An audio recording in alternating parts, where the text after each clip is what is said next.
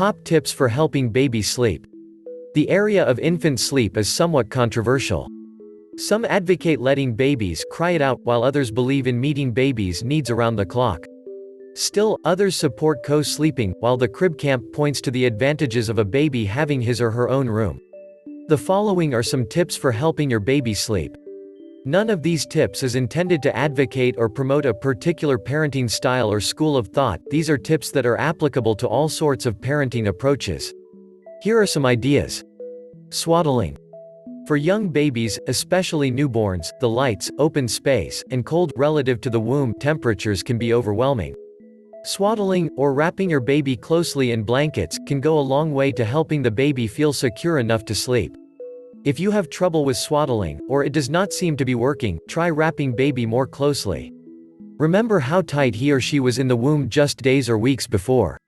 It sometimes surprises parents how closely the baby needs to be swaddled to feel comfortable.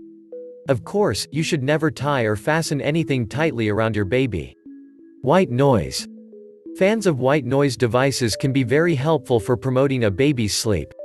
Some parents use an air purifier or even a radio set on static. Pretty much anything that makes a steady hum and does not pose any risk to baby's safety will work. Flexibility. Despite what some sleep trainers claim, you are better suited to make adjustments to your baby's lifestyle than your baby is to yours. There may be something small that you could do that may make a big difference. For example, baby does not have to sleep in a crib or bed right off the bat. As long as it's safe, there's no wrong place for a baby to sleep. If the baby sleeps well on a blanket on the living room floor, great. Try varying how you put a baby to sleep. Some experts note that this keeps baby from expecting a particular action, rocking, singing, nursing, in order to fall asleep and fall back asleep.